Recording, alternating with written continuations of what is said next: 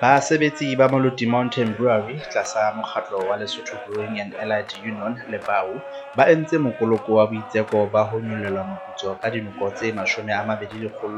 20%, mme mohiri ena o ba tshepisa fela 4.6%.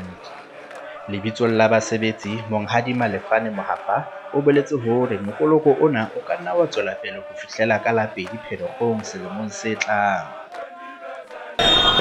Batho bana bo ba bonang ka moraka ka mona ke batho ba le mokgatlong o le mong le nna e le mokgatlo wa le BAU ebile le basebetsi ba Lesotho Mountain Brewery ke batho bao ba leng mokolokong wa boitseko le ha batho ba batla sebisa lentswe la Senyesemane la strike ka ho thwe strike ke ntwa mona ha re ntweng re mpa re entse mokoloko fela wa tletlebo fela ya hore re kopa ho nyollelwa re kopa ho nyollelwa ka 20%, empa jwale mohiri yena ona supa ho tjhelete ya ka nyollelang ka yona kapa ka re nyollelang ka yona ke 4.6% fela. O strike sa rona kapa mohantona na go lebelletse hore ebe o fela hona tsatsing lena na hobane jwale re qekisong ya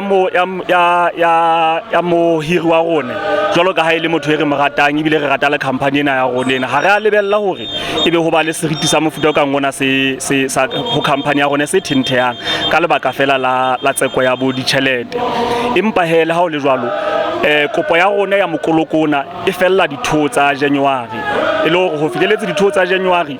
le tla bentse le re bona re ntse re le kantle ka mona na re ntse re kolokile tjena re kokota menyakong ya baokamedi ba rona hore ba re thuse ka nyollelo ya ditjhelete.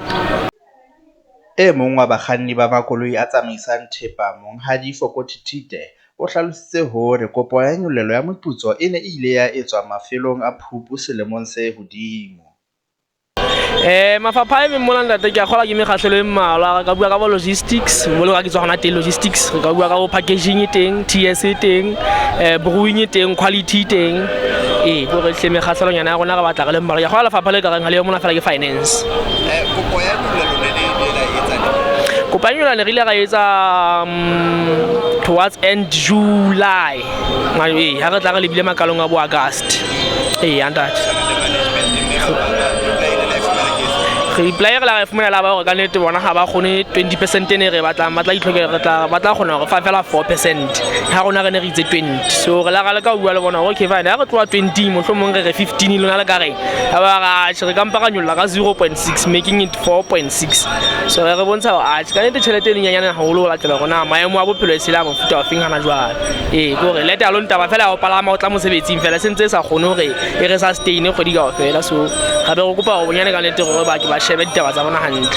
nnete sa le balana ba bontsha hore taba e re bua itse ane realistic la tela maemo a economy and all that re bontsha no le una le se le bua palo e tlase haholo la tela rona maemo a economy lo ka tlhalosana ja mofuta wa feng bonyane ga ke re let us both be realistic ka taba tsa rona he, so kwana mele tsa tlhole gaga mme re la tlamea ya di DPR go lo kenya tletlebo ya rona na teng a le di DPR ka dipakeng le tere la nna ga tlholana zo be re kgetha hore mpe re tlo ikemela ka ntle andate. Ho feta mona, mookamedi lefapheng la kgwebisano Mofumahadi Mapurumo Mosisidi o bontshitse hore nyollelo ya dinoko tse 20% ha e kgonahale ka lebaka la maemo a moruo. Re le company re le ra tseba hobane ke a kgola what the action that they decided to embark on. It qadile through wage negotiations tse qadileng in August. So re tsamaile tsela e le bona ka nnete re tsebile taba tsa bona re ile di address re le ka go hlalosetsa position ya company, but it is their right to go on strike and the management rona ka nnete ba ba tentsa butsu go tlile ha ba hlalosetsa ba kutile 20% increment ya ba che ha ke tsebo la etsa ka mo ba beile taba ya 20%. It's very unaffordable in the current economy. Ke gola ka ofela re ya bona hore ntho ngwe ya nyoloa ke metlakase ke metsi ke body petrol, all these things have an impact on the business itself, So re le ga ba bontsha hore 20% yona kannete is highly unaffordable. Hape ha itsa re sheba le the other companies mo basebetsi ba ile ba nyolelwa teng. Ha hona a company e fanning ka anything above inflation because ihlile ho thata hona tjena, not just for households but for businesses as well. So strike se tloa matshebetso ka tsela e jwang? Well, we're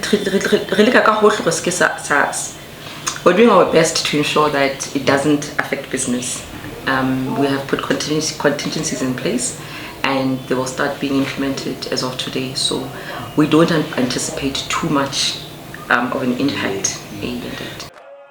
Ke Motebang Lepamo, ke tlalehela lesedinyana la The Post Maseru.